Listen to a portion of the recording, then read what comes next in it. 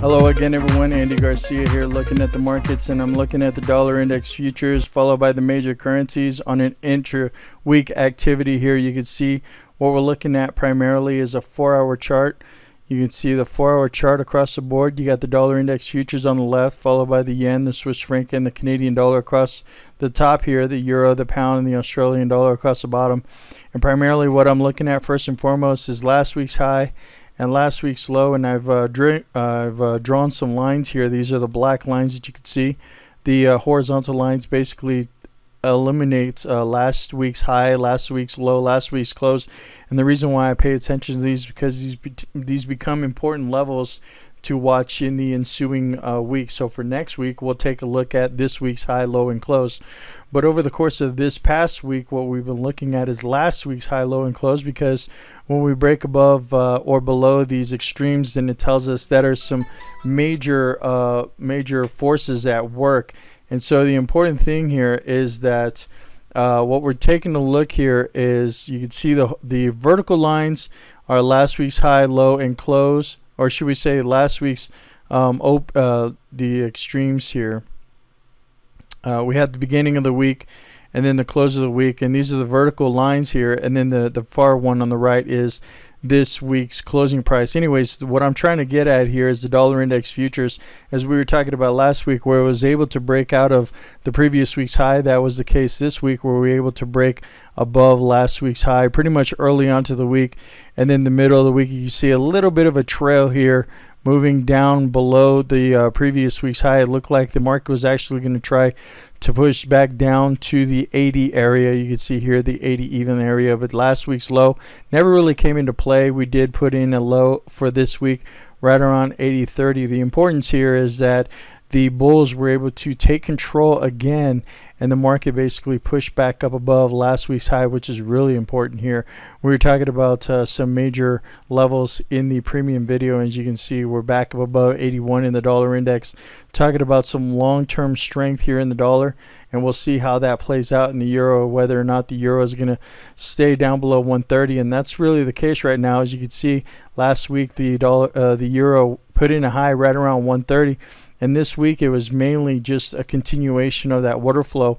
Early on in the week we broke below last week's low, and then right around the midpoint of the week here we did try to push back above last week's low, found some sellers, and again just a continuation of the order flow back down to the downside here in the euro, finishing right around 127.08. The importance here is that on a longer term basis, it looks like we're starting to push back down into the mid 120s. I'm looking at some targets down in the 125, 123 range, but we'll talk about that in the premium video. As you can see here, the pound here was able to confirm what the euro was doing, pushing down below last week's low and then rallying a little bit up into last week's trading range here, as you can see, finding the resistance right about the same time that the euro found its resistance. And essentially the pound here was trading below the 160 psychological point, finishing right around 158.95. The question is whether or not we're going to continue to trail back to the downside next week. We'll talk about that a little bit more when we talk about the pound in more in depth. You can see the Australian dollar was actually range bound here. So you had the euro break down below last week's trading range, the pound break down below last week's trading range, but in a sense the Australian dollar here was basically trading sideways, where it did find some support at last week's low, rallied in the beginning and in the middle of the week, found some sellers right around 104.80, right next to the 105 psychological level, found some sellers, and then finished off right around 103.83. But the important thing about the Australian dollar is really we did not make any headway back to the upside after breaking out to the long side. As you can see, breaking out above last week's high and then finding some sellers. So the important thing here is that we really, because the dollar went strong, the euro breaking down below last week's low, the pound breaking down below last week's low, you can see that it really didn't put any you didn't have any legs to go higher in the Australian dollar. You had the Japanese yen running in some sellers at last week's high, basically this week running into some more sellers at last week's closing price. You can see resistance right here around the 45 level and finding more downside momentum pushing below the psychological 80 level. So now I'm going to be looking to see if the Japanese yen here is able to push down below 79 even, excuse me. The important thing here is that we did find some support here at last week's low, but you know, with this kind of momentum here in the Japanese yen, it just looks like you ran into some powerful sellers, and so what you need to do is stay above these low 79.20s. You got the Swiss franc here, broke out of last week's high, basically putting in some nice support here around last week's closing price.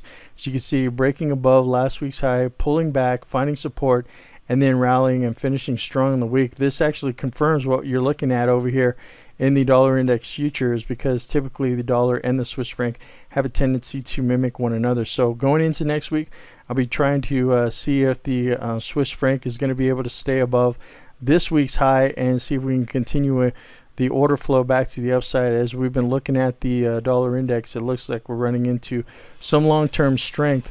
And of course, the Canadian dollar here, we were talking about last week how we failed to stay above the big parity level, pushing down into these lows here right around 99.20. And this week it looked like we were actually going to try to take out that low at 99.21, but the market found some buyers here in the Canadian dollar at 98.88 before rallying strong into the week's close and actually trying to push back above the one even parity level, as you can see, finishing right around the 100.13 level, which is really interesting, because what you're going to find here is that if the dollar is going to continue to show strength, then you can imagine that the Swiss franc is going to go higher, and so is the Canadian dollar.